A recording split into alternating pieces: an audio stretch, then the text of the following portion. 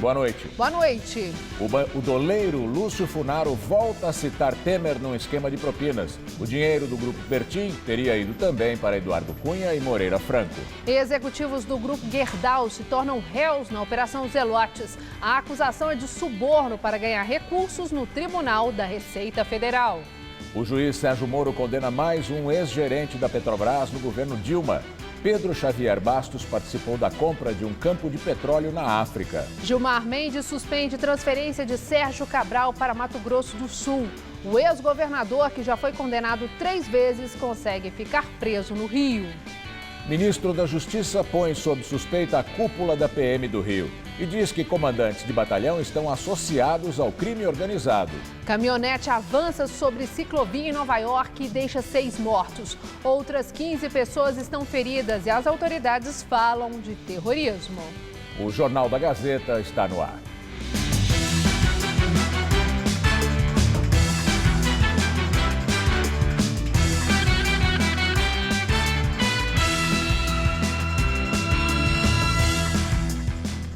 Pais entraram com uma ação para que a filha menor tenha a entrada permitida em exposição sobre a sexualidade em cartaz no MASP, o Museu de Arte de São Paulo. A Justiça decidiu a favor da proibição. É a primeira vez nos 70 anos de existência que o MASP impõe limite de idade para a visitação das obras. Quem chega na bilheteria do museu já se depara com o aviso. A exposição Histórias da Sexualidade só pode ser vista por maiores de 18 anos de idade. Ana aceitou com naturalidade a classificação etária. A professora é do Rio de Janeiro e veio para um congresso em São Paulo. Aproveitou o dia para visitar o MASP, junto com a filha Filipa, de 13 anos. Ela ficou do lado de fora, lendo, e aí eu entrei com a outra amiga e vimos as peças e a exposição. Acho que a exposição está riquíssima, mas de verdade tem elementos que são inapropriados para crianças menores. Realmente não era para minha idade. Já a Ana Cândida não achou nada agradável ter que deixar a filha de 14 anos do lado de fora da exposição. Para a jornalista, os pais é que deveriam avaliar se os filhos menores de idade podem ou não ver uma exposição de arte. Principalmente na fase que as nossas filhas estão, né, que já é uma adolescente, não é uma criancinha, e que vê na televisão, nos noticiários, na própria rua, cenas muito piores do que as que estão mostradas aí de uma forma contextualizada, de uma forma explicativa, que mostra a evolução desse tema dentro da arte, num aspecto até cultural.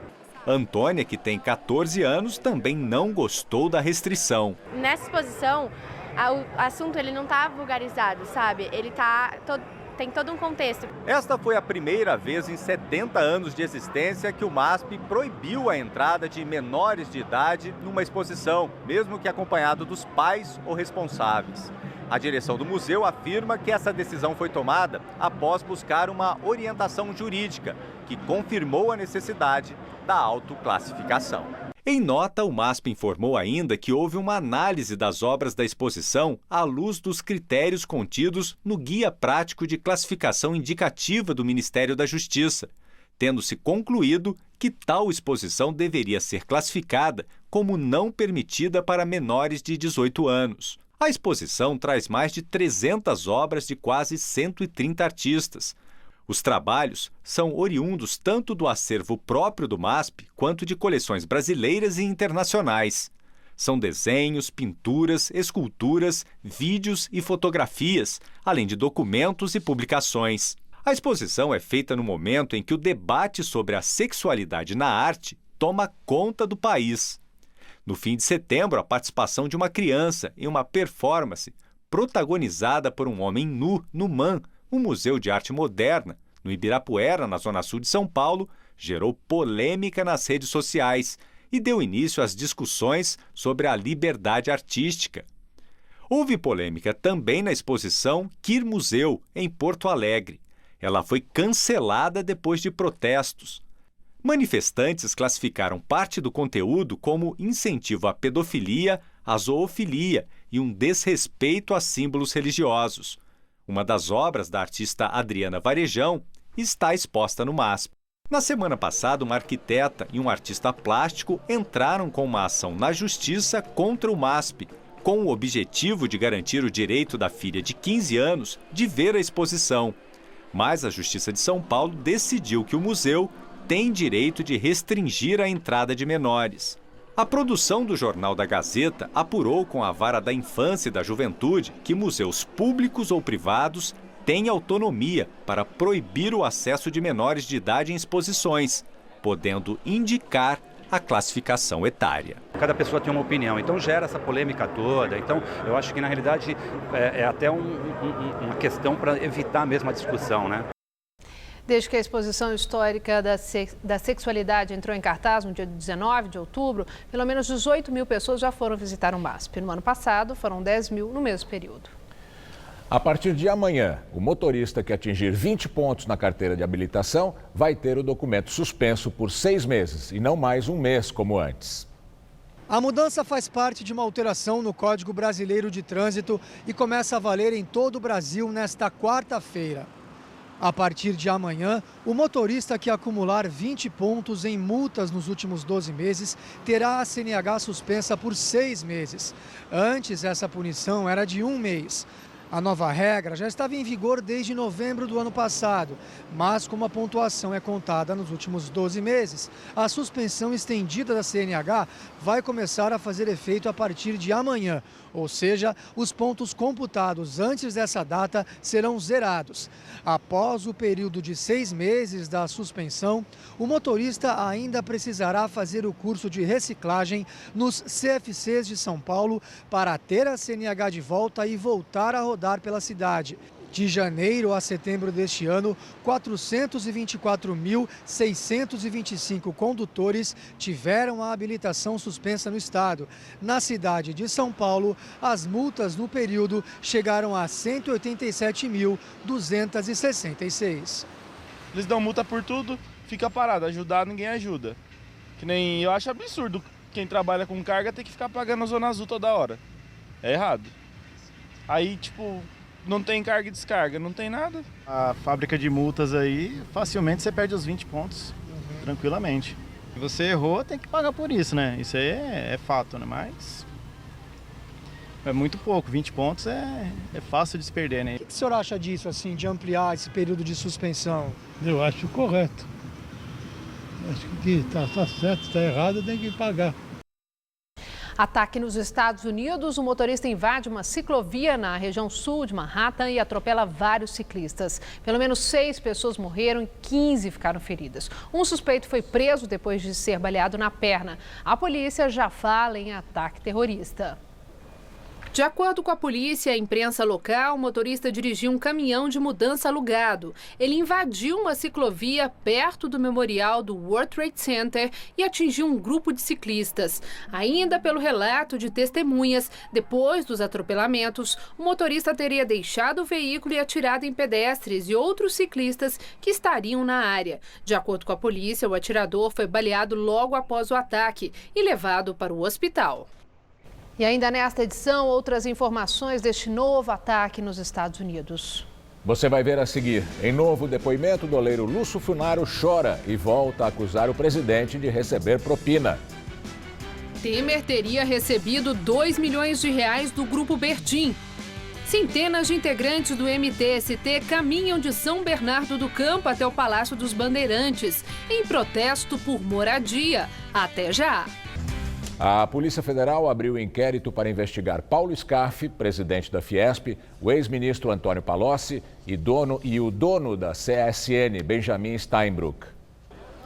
A investigação foi motivada pela delação de Marcelo Odebrecht na Lava Jato.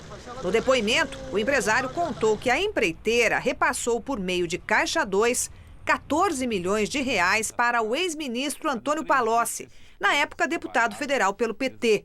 Outros R$2,5 milhões teriam sido destinados a Paulo Scaff, do PMDB, para a campanha dele ao governo de São Paulo em 2010, quando ainda era afiliado ao PSB.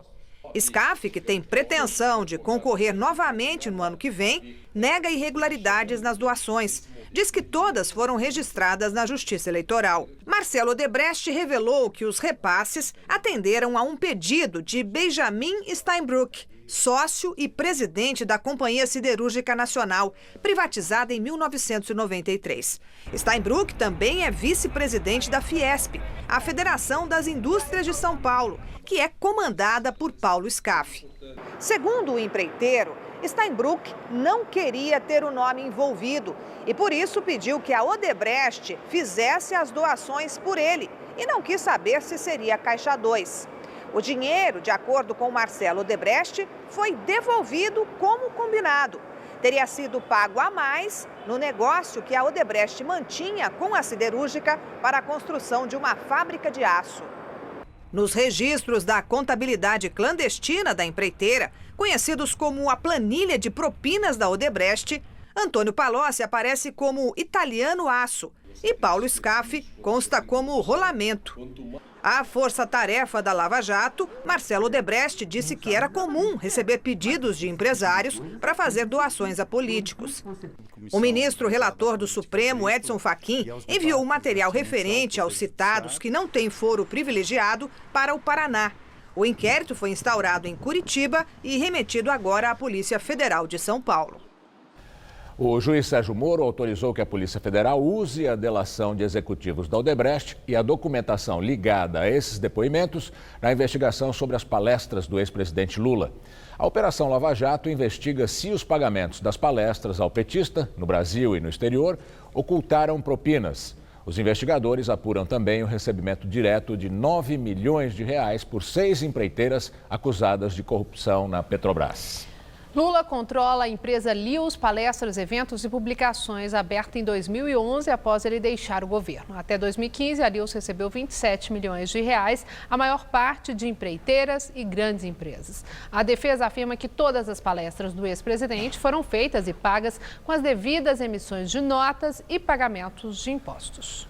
O ministro do Supremo Tribunal Federal, Gilmar Mendes, suspendeu a transferência do ex-governador do Rio, Sérgio Cabral, do PMDB, para um presídio federal. A transferência foi pedida pelo Ministério Público do Rio depois do ex-governador dizer em depoimento que o juiz Marcelo Bretas, responsável pelos processos da Lava Jato no estado, saberia dizer sobre bijuterias, já que a família do magistrado atua no ramo. Bretas rebateu Cabral e alegou que se sentiu ameaçado com a declaração do ex-governador. Ao decidir pela suspensão da transferência de Cabral para o presídio de Campo Grande, no Mato Grosso do Sul, o ministro Gilmar Mendes afirmou falta de justificativa. De acordo com ele, a informação sobre as bijuterias foi levada à imprensa pela própria família do juiz Bretas e, portanto, não demonstraria ameaça. Os advogados alegaram que o ex-governador correria riscos no presídio de Campo Grande, onde estão integrantes do Comando Vermelho do Rio. O próprio Sérgio Cabral teria participado da transferência dos criminosos. A decisão de Gilmar Mendes é provisória. Por enquanto, Cabral vai continuar preso em Benfica, no Rio. Na Lava Jato, ele responde a 16 ações penais. Já foi condenado em 3 processos. As penas somadas chegam a 72 anos de prisão. O ex-governador é acusado de liderar uma organização criminosa que saqueou o estado do Rio. Em entrevista ao jornalista Josias de Souza, colunista do UOL e comentarista do Jornal da Gazeta, o ministro da Justiça, Torquato Jardim, afirmou que comandantes de batalhões são sócios do crime organizado no Rio de Janeiro. O ministro disse também que o governador Luiz Fernando Pezão, do PMDB, e o secretário de Segurança Pública do Rio, Roberto Sá, não têm nenhum controle sobre a polícia militar. A entrevista com o ministro Torquato Jardim foi publicada no blog do Josias de Souza no portal UOL. O ministro afirmou que para ele o comando da PM no Rio decorre de acerto com o deputado estadual e o crime organizado. E mais, comandantes de batalhão são sócios do crime organizado no Rio. Segundo o blog, Torquato declara-se convencido de que o assassinato do tenente-coronel Luiz Gustavo Teixeira, que comandava o 3º Batalhão da PM Carioca, no bairro do Meier, não foi resultado de um assalto. O comandante foi morto na última quinta-feira quando voltava fardado de um evento da corporação em um carro oficial descaracterizado. O veículo foi atingido por 17 tiros de fuzil. 2 mataram Teixeira. Ao jornalista Josias de Souza, Torquato afirmou: esse coronel que foi executado, ninguém me convence que não foi acerto de contas. Ele ainda disse que conversou sobre o assunto com o governador e o secretário de Segurança do Rio. Entretanto, os interlocutores do ministro reiteraram que se tratou de um assalto. E o ministro afirmou: ninguém assalta dando dezenas de tiros em cima de um coronel à paisana num carro descaracterizado. O motorista era um sargento da confiança dele. Em verdade, o oficial da PM estava fardado.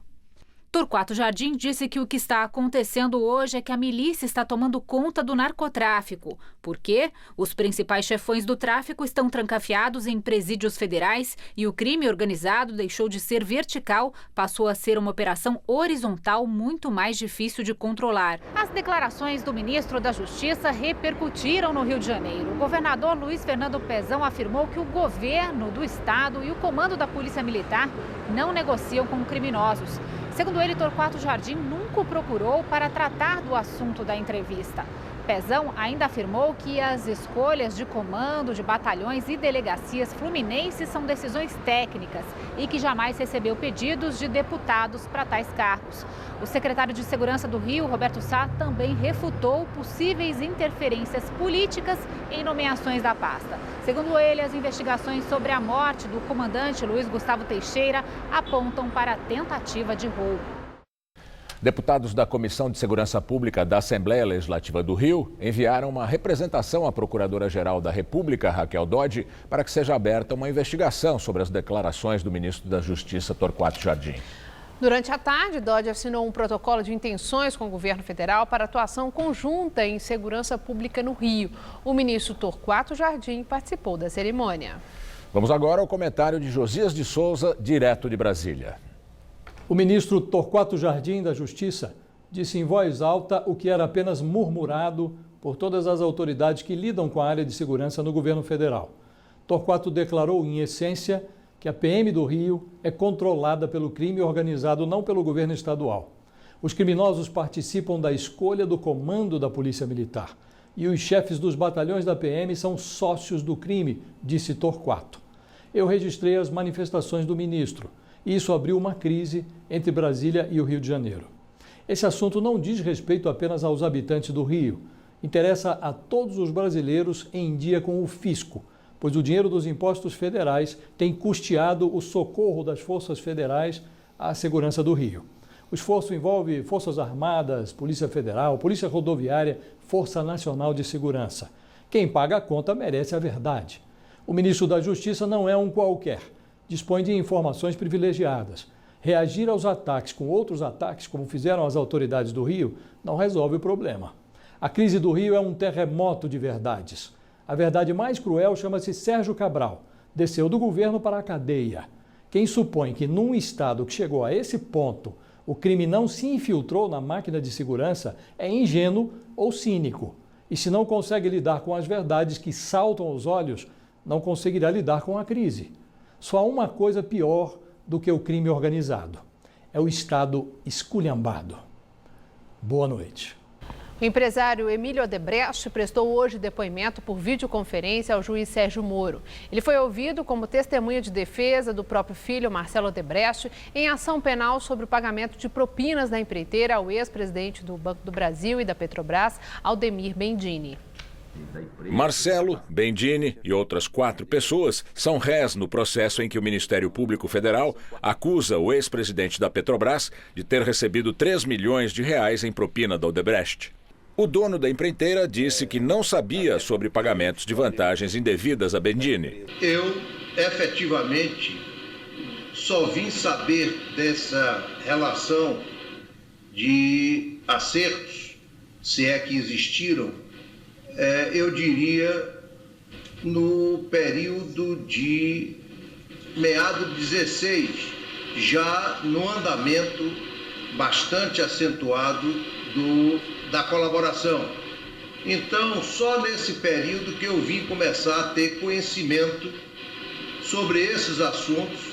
Emílio Odebrecht admitiu ter participado de reuniões com Bendini, mas negou ter tratado de propina nessas ocasiões. O ministro do Superior Tribunal de Justiça, Félix Fischer, negou o pedido de reconsideração de habeas corpus feito pela defesa do ex-presidente da Petrobras. Os advogados queriam que a prisão preventiva fosse substituída pela domiciliar ou por outra medida cautelar em função de problemas de saúde da filha de Bendini. Segundo a defesa, ela sofre de transtornos psiquiátricos.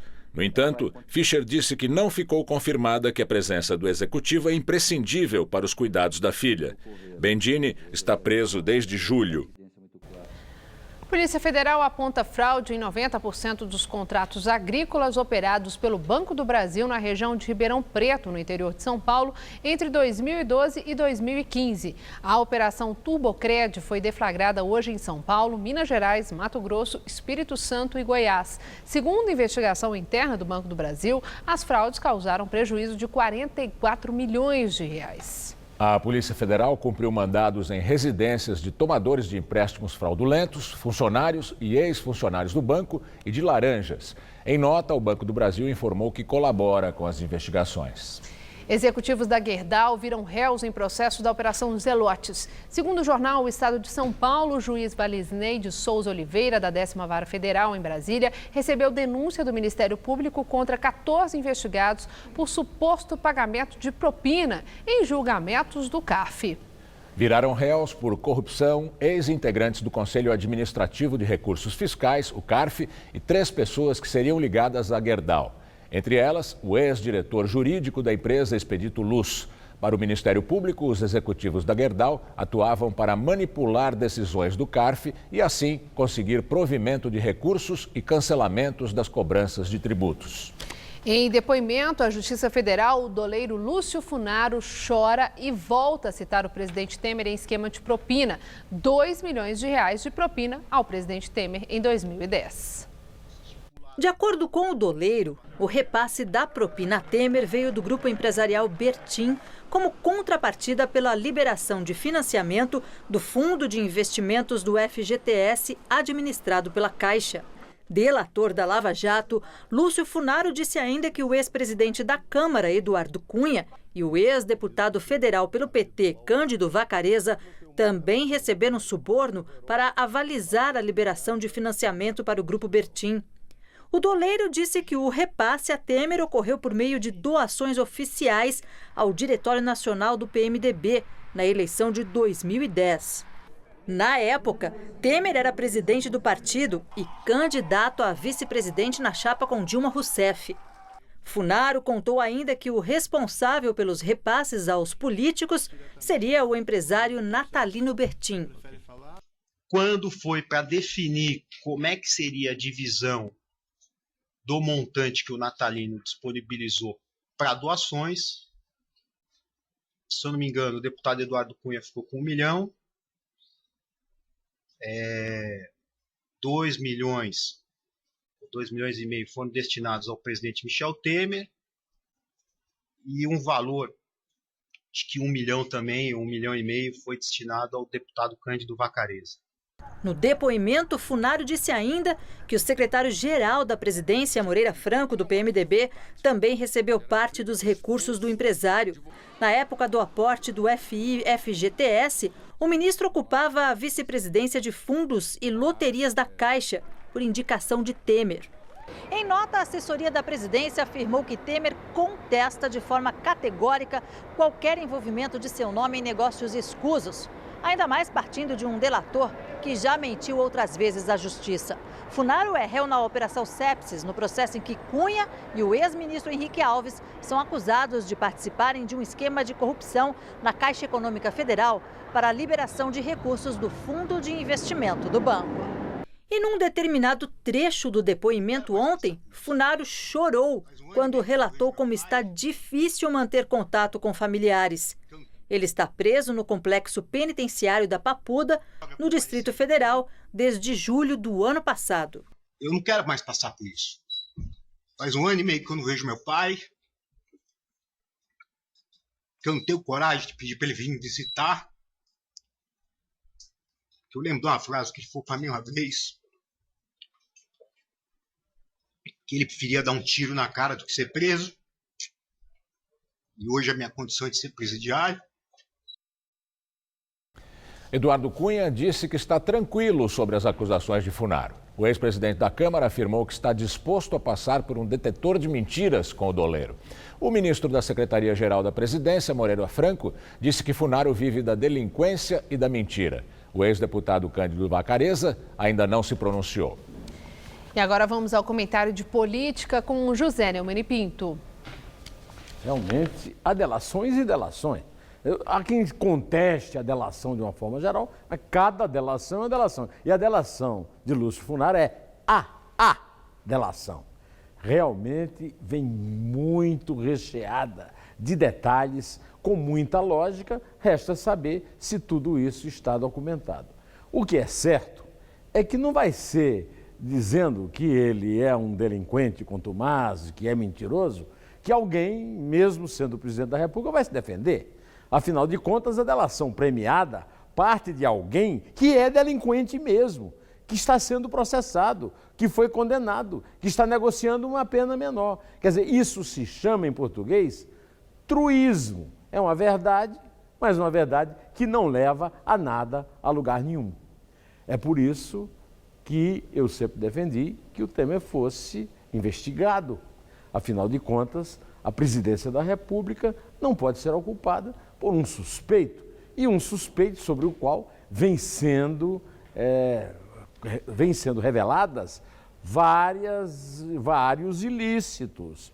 Pois bem, isso já está fora de questão, a Câmara já mandou para o lixo a tentativa de denunciá-lo. Agora, nós temos de nos convencer que ele deve ter alguma razão para não ter justificado para a sociedade, até agora, 165 dias depois, o que foi revelado que recebeu no porão do palácio, na calada da noite, com nome falso, passando pela segurança, um delinquente que ele passou todo esse tempo denunciando como tal, que é o Joesley Batista. É muita coisa que em qualquer outro lugar do mundo já estava merecendo investigações para valer. Esse super privilegiado foro que a Câmara deu ao Temer nos deixa numa situação bastante constrangedora.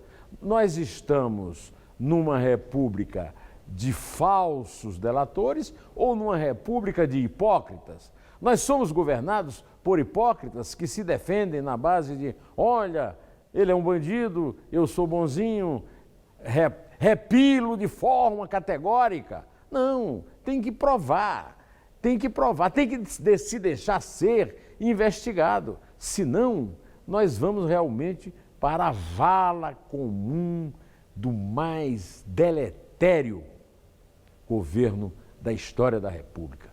Bom, eu volto amanhã, excepcionalmente, direto ao assunto.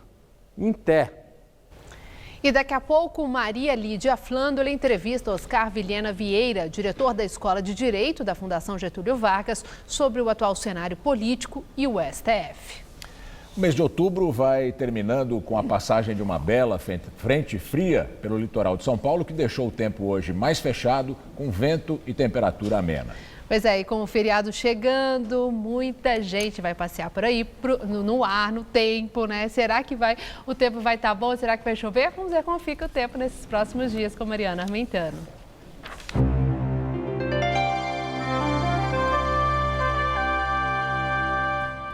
Agora que a frente fria já se deslocou, a chuva passa a ficar mais concentrada no centro-norte do Brasil. Entre a quarta-feira e o final de semana, a previsão é de muita umidade em toda essa área, sobre a Bahia, sertão de Pernambuco, sudeste do Piauí, até o interior de Goiás. A chegada de uma frente fria ao litoral baiano favorece o aumento das instabilidades e deve chover forte por lá amanhã. Já no sul, o sol volta a predominar e aqui no sudeste a previsão é de tempo fechado e chuvoso em Minas Gerais, no centro-norte fluminense e no Espírito Santo. Vamos ver aqui a nossa tabela de temperaturas para essa quarta-feira, que vai ser de chuvas em boa parte do Brasil. Olha só, em BH, mínima de 18 e máxima à tarde de 24 graus, com o tempo bem fechado, assim como em Vitória, no Espírito Santo, onde a máxima vai aos 25 graus. No Rio de Janeiro, dia atípico para os cariocas, chuvas e temperaturas só entre 19 e 26 graus. E em Salvador, mesmo com as pancadas previstas a partir da tarde, faz calor na casa dos 31 graus amanhã. Para São Paulo, o ar seco volta a predominar. E aí só há previsão de chuva no nordeste do estado e de chuviscos pontuais no litoral e aqui na capital. Nas outras áreas, sol entre nuvens e tempo firme. A máxima deve ficar em torno dos 27 graus em Marília e dos 31 graus nas cidades de Ribeirão Preto e Araraquara. No litoral, o dia vai ficar nublado e a máxima não vai passar dos 22 graus em Caraguatatuba e dos 23 em Santos. Para a região metropolitana, só vai esquentar para valer mesmo no final da semana. Para essa próxima madrugada, teremos mínima só de 14 graus e máxima amanhã à tarde de 21, com muita nebulosidade e chuviscos. Na quinta, feriado, já faz até 24 graus por aqui e na sexta, os termômetros voltam a bater na casa dos 29 graus durante a tarde. O Ministério Público de São Paulo lançou hoje a Operação Barbatanas, que prendeu 7 pessoas ligadas a fraudes na Secretaria de Gestão Ambiental de São Bernardo do Campo, no ABC Paulista. Eles são acusados de organização criminosa e corrupção passiva por supostas irregularidades na concessão de licenças ambientais no município. Entre os presos está o secretário de Gestão Ambiental da cidade, Mário Henrique de Abreu, que é vereador licenciado do município eleito pelo PSDB. Em protesto por moradia, integrantes do Movimento dos Trabalhadores Sem Teto caminharam de São Bernardo do Campo até o Palácio dos Bandeirantes, aqui em São Paulo. Eles pedem a desapropriação de um terreno de 60 mil metros quadrados invadido por eles, que é alvo de reintegração. Avenidas e ruas foram fechadas, causando transtorno à população. A caminhada começou às 7 da manhã. 10 mil pessoas, segundo o movimento, deixaram o terreno de São Bernardo do Campo para seguir a pé por 23 quilômetros. A Polícia Militar não divulgou uma estimativa de quantas pessoas participaram. A manifestação provocou reflexos no trânsito até o terminal de Adema, no ABC Paulista. Houve bloqueios na Avenida CUPC e na Roque Petroni Júnior, com desvio para carros e linhas de ônibus. Quando o grupo já chegava ao Morumbi, na zona sul da capital, era difícil de ver o final da passeata. Por volta de 4 horas da tarde, eles chegaram ao destino. Os sem-teto vieram aqui para frente do Palácio dos Bandeirantes para protestar. Os manifestantes cobram do governador Geraldo Alckmin a desapropriação do terreno de São Bernardo para a construção de moradias populares para 7 mil famílias que vivem lá desde o início de setembro de forma improvisada. O terreno em questão tem 60 mil metros quadrados, fica perto da Via Anchieta, no bairro Planalto, e pertence à construtora MZM. Segundo o movimento, o espaço estava vazio há mais de 30 anos. A Justiça já aprovou a reintegração de posse, mas ainda não determinou uma data. No dia 11 de dezembro, uma reunião entre todos os envolvidos vai decidir a maneira como deverá ser feita a desocupação para evitar conflitos. O terreno que estava abandonado há 40 anos e deve mais de 500 mil reais de IPTU, de uma construtora, e que deixou ele abandonado. E milhares de famílias que não têm condições mais de pagar aluguel, são afetadas pelo desemprego, pela crise, ocuparam esse terreno por não ter outra alternativa. A polêmica do terreno passa também por aspectos políticos. O MTST é um movimento de esquerda e o coordenador do Sem Teto, Guilherme Boulos, é apontado como possível candidato à presidência no ano que vem pelo PSOL. São Bernardo do Campo é o berço político do PT, mas desde o começo de 2017, o governo local está mais ligado à direita, com o prefeito Orlando Morando, que é do PSDB. Ontem, a Justiça proibiu a realização de um show de Caetano Veloso em apoio ao assentamento. O cantor reclamou de falta de liberdade que, pela primeira vez desde a redemocratização, foi proibido de cantar. O desemprego no país foi de 12,4% em média no trimestre de julho a setembro. De acordo com dados do IBGE, a taxa caiu em relação ao trimestre anterior, mas subiu na comparação com o mesmo período do ano passado. Segundo a Pesquisa Nacional por Amostra de Domicílios Contínua, o número de desempregados no Brasil de julho a setembro era de 12 milhões e 900 mil pessoas. E agora vamos ao comentário de economia com Vinícius Torres Freire. No mercado de trabalho, o resumo da ópera deste ano é o seguinte: 2017 terá sido o ano em que teve mais gente empregada do que em 2016, mas trabalhando em empregos piores. A maioria ganhando na média tanto quanto no ano passado ou um pouquinho menos. É o que dá para resumir pela pesquisa do emprego do IBGE até setembro, que saiu hoje, como a gente viu. Pode mudar neste restinho de final de ano, no último trimestre, a situação? Deve ficar mais ou menos na mesma, melhorando muito devagarinho. No final do ano, talvez a taxa de desemprego seja apenas igual à do ano passado.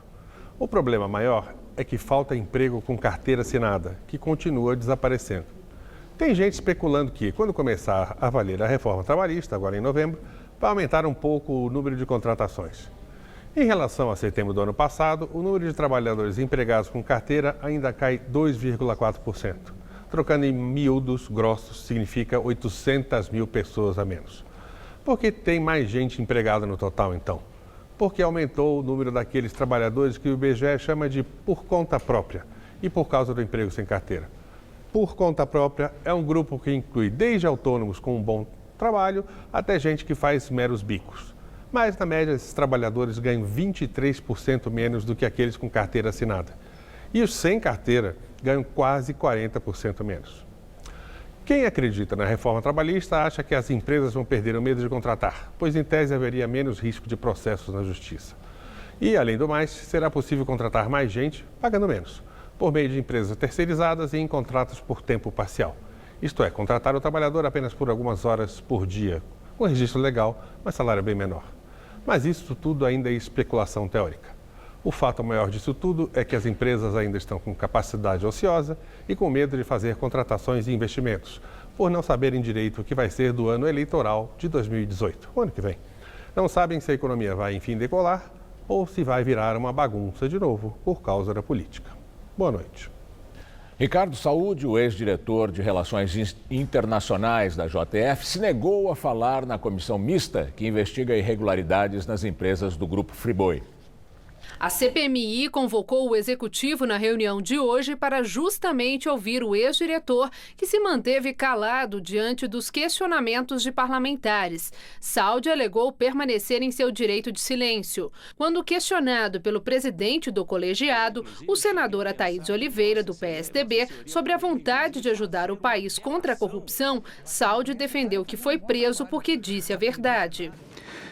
As palavras do senhor que eu quero ajudar o país, eu quero. Mas a primeira vez que eu falei, sentei para falar a verdade, eu fui preso. Já pensou se eu continuar falando? Então eu vou ficar calado.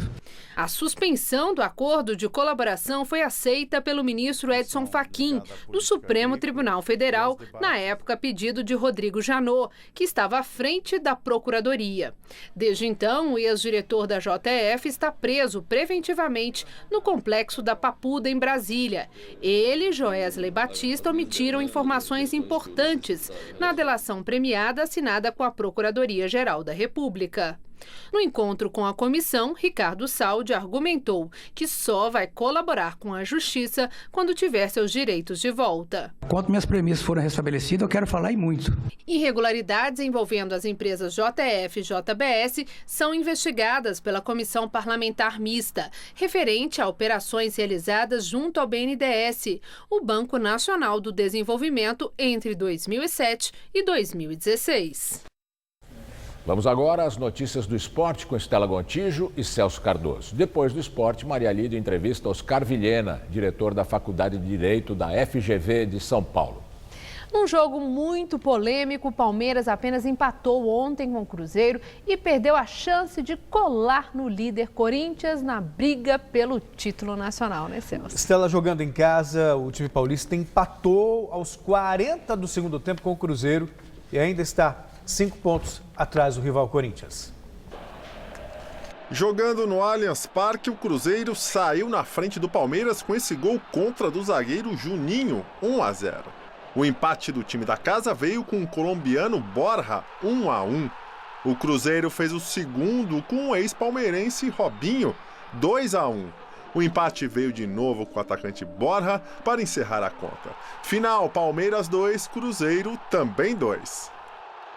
Gostei da forma que a gente encarou esse jogo, que era um jogo importante para nós subirmos na classificação. E os jogadores estão de parabéns porque a gente estava com um resultado adverso e a gente conseguiu esse empate que é um ponto importante para nós, que fez com que nós subíssemos um pouco mais na tabela. A maioria dos programas parecia que estava deixando o Palmeiras jogar contra ninguém.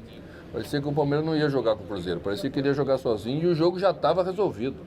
Então, nessas horas, a gente usa o veneno que o pessoal destila contra a gente a nosso favor. Então, foi isso que eu fiz. para a gente entender que o jogo para nós também tinha importância. Teve muita choradeira de lance polêmico, né? Teve um gol do Borja, que foi uma bola alçada na área, Acho que a gente foi tem bem na frente do árbitro Weber Roberto Lopes, que está ali bem na frente, ó, para você poder observar. E aí tem um braço do Borja que bate ali no rosto do marcador do Manuel e o árbitro entendeu como falta. Teve palmeirense que reclamou, mas se você observar, nem o Borja reclama muito do lance. Né? Fica quietinho. Foi um gol anulado, que teve quem reclamasse, mas enfim, acho que a arbitragem foi correta. O resultado foi ruim para o Palmeiras. Ainda está na briga, mas perdeu uma grande chance de colar no Palmeiras e Corinthians um jogaço, né? Final de campeonato. No próximo domingo lá em Itaquera. Muito obrigada, Celso. Boa noite. Boa noite. Até amanhã. É com você, Gamberini.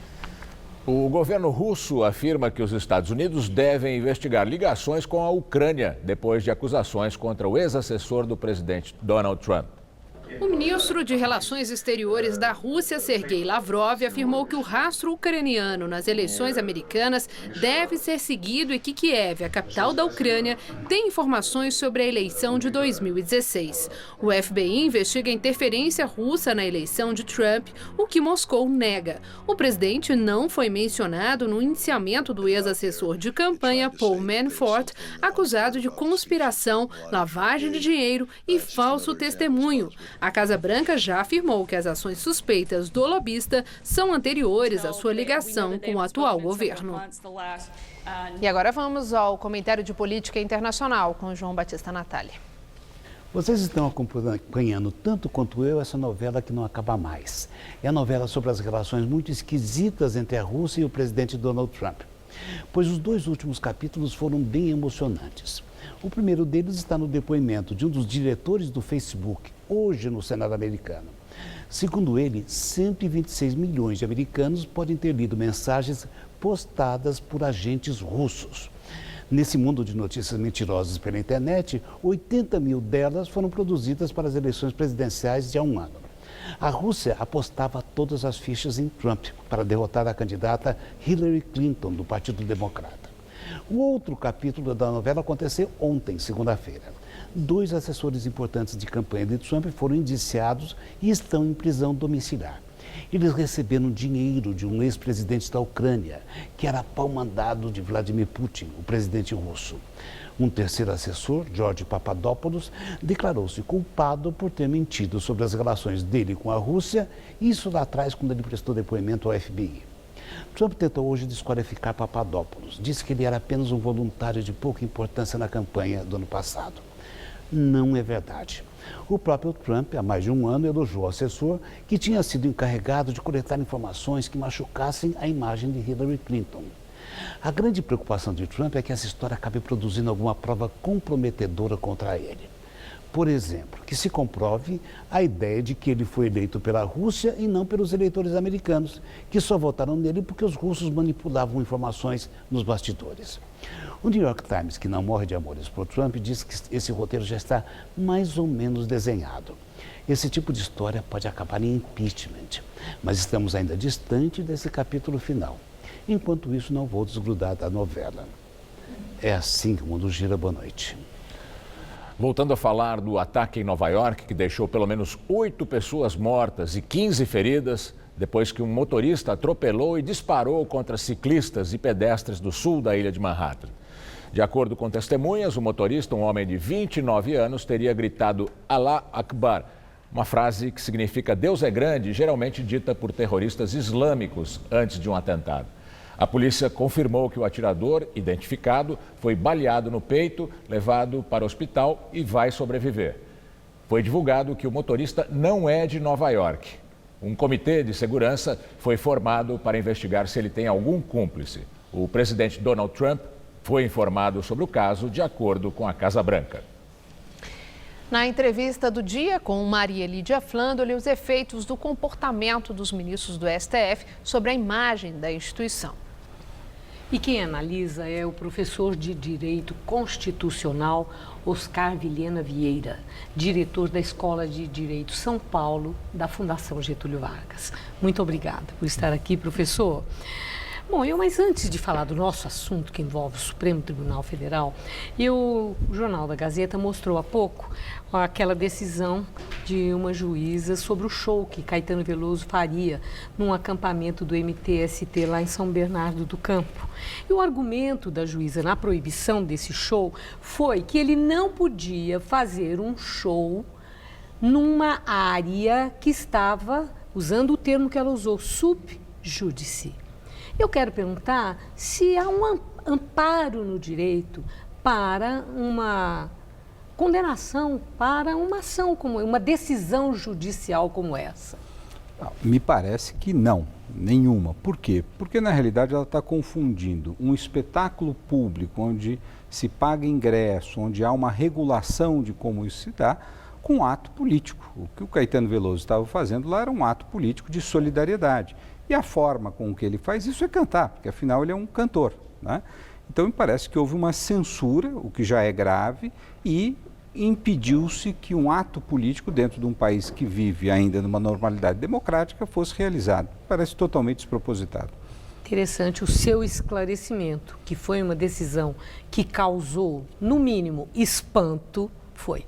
Mas são muitas decisões nos últimos tempos que estão causando espanto. Bom, falando em espanto, semana passada nós tivemos um espetáculo que não temos do que nos orgulhar entre dois magistrados, Luiz Roberto Barroso e Gilmar Mendes, no Supremo Tribunal Federal, com ofensas pessoais. Bate-boca como aquele traz problema para a credibilidade e imagem do Supremo Tribunal Federal? Eu acho, Maria Lídia, que tem duas coisas que estão aí em questão. Em primeiro lugar, é que, aparentemente, o padrão de corrupção com o qual o nosso sistema político passou a funcionar nas últimas décadas, né, fundamentalmente para que as bases pudessem ser mantidas coesas para apoiar os presidentes, ele dependia de uma certa fragilidade, para não dizer da omissão do sistema de justiça. Então, nós só podíamos ter aquelas compras de votos, aquelas entregas de ministério de porteira fechada, desde que o judiciário não interferisse nisso. Com o mensalão e de forma mais contundente com a Lava Jato, isso mudou. Então o judiciário passou a impedir que o sistema político funcionasse com os padrões de corrupção. Então, ao meu ver, o que aconteceu ali na sessão do Supremo é uma briga entre esses dois titãs. De um lado, um bloco do sistema de justiça, do qual faz parte o ministro Barroso, que está preocupado com aquilo que o outro bloco está querendo fazer, ou seja, desconstituir esse movimento que nos últimos anos tem sido feito de tentar trazer integridade jurídica ao sistema político brasileiro. Então, eu acho que essa é, vamos dizer, as placas tectônicas que se chocaram lá é de um lado, um setor da justiça que está querendo levar a cabo as investigações e de um outro que quer manter o padrão tradicional de um judiciário razoavelmente flexível e dócil em relação às investigações. É interessante que o contra-argumento é que o que está havendo, aí considerando, né, esses dois segmentos dentro do Supremo Tribunal, é a politização da justiça. E, por outro lado, a judicialização da política. Isso é algo típico, peculiar do nosso país? Ou existe uma tendência no judiciário em outros países de decisões judiciais terem sim esse tom político que fica cada vez mais evidente? Eu acho que sim, né? Nós ficamos muito assustados, mas se nós formos pegar, por exemplo, a Suprema Corte norte-americana, quando resolveu a eleição do Bush e do Gore, é um julgamento altamente político. A decisão, por exemplo, da Corte colombiana, quando impede um terceiro mandato para o presidente Uribe, são decisões políticas. É muito comum no ápice do sistema judiciário que haja uma politização, ou seja, questões que o sistema político não consegue resolver, ele recorre à Corte Constitucional, ao Supremo, no caso brasileiro. Nós olharmos o dia a dia do Congresso brasileiro, basta você ser derrotado dentro do Congresso, você recorre ao Supremo. Então, você politiza o Supremo, né? Agora, eu acho que tem um problema grave, que o nosso Supremo tem muitas funções. Além de resolver esses casos, ele tem que julgar criminalmente os políticos. Então isso adicionou, isso é diferente do Brasil. Isso envolve a questão do foro? Sem dúvida nenhuma, né? Porque a Suprema Corte americana jamais iria julgar deputados, senadores ou qualquer criminoso. Quer dizer, ela decide questões de direito, né? Se o direito está sendo aplicado correto ou incorretamente. Então, no Brasil, o grande problema é que o Supremo tem missão demais, né? Ele é o órgão, vamos dizer, o tribunal de primeiro grau de políticos que se envolveram com crime. Ele é o tribunal de primeiro grau para conflitos entre os poderes e ele é o tribunal constitucional. Então, ele desgasta o capital político dele nessas questões menores e quando chega nas questões maiores, tem que decidir o aborto, a união de homossexuais, as cotas, o controle de armas de fogo, aí ele está absolutamente desgastado. Quer dizer, mesmo com uma infra melhor, uma infraestrutura melhor, com mais recursos, o Supremo continuaria com a pauta lotada. Sem dúvida nenhuma. Ele tem, o que deveria haver é uma redução dos assuntos que chegam ao Supremo Tribunal Federal. E o foro de prerrogativa de função, chamado foro privilegiado, seria a primeira coisa a ser retirada. Mas vamos tomar cuidado, não neste momento, porque fazer isto neste momento poderia ser um pouco mudar as regras do jogo enquanto ele está sendo julgado. Acho que nós temos que acabar essa etapa, a etapa Lava Jato, para aí sim pensar numa remodulação do Supremo Tribunal Federal. Agora, a última questão, bem rapidamente. Agora, o que é que explica a falta de cerimônia de magistrados em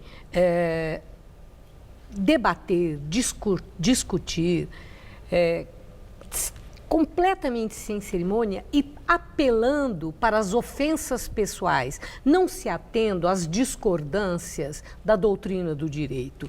Tem explicação para isso? Olha, é um emprego dificílimo esse de ministro do Supremo Tribunal Federal, porque você fica discutindo por anos com pessoas com as quais, às vezes, você discorda profundamente. E discorda na frente da televisão.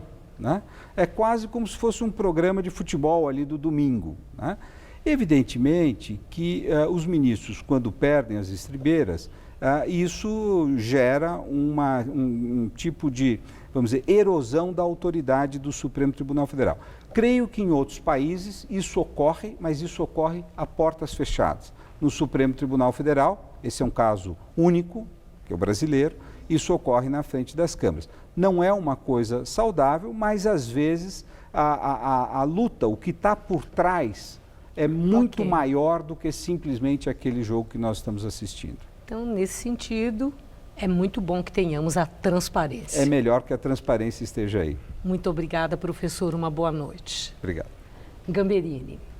Depois de rumores sobre seu pedido de asilo político, o líder deposto do governo catalão, Carles Puigdemont, afirma que espera garantias de segurança de Madrid para voltar à Espanha.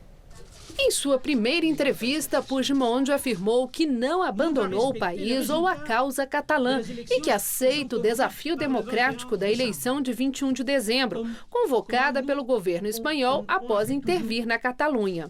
O ex-líder catalão ainda pediu que a comunidade internacional fique atenta e cobre que o governo do primeiro-ministro espanhol, Mariano Rajoy, respeite os resultados majoritários das forças independentistas em uma hipotética vitória dos separatistas na eleição regional.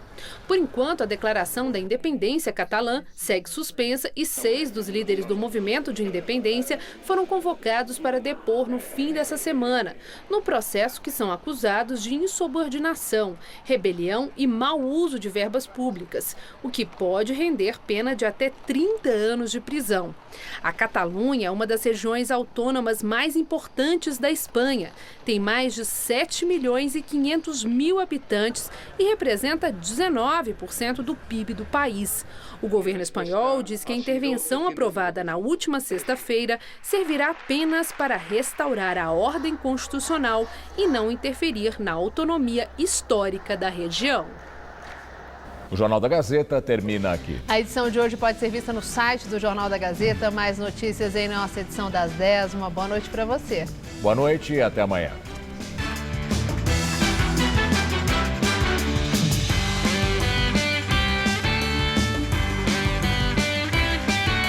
Fique ligado. ligado nas novidades que movimentam os clubes brasileiros no Gazeta Esportiva. De segunda a sexta, 6 da tarde.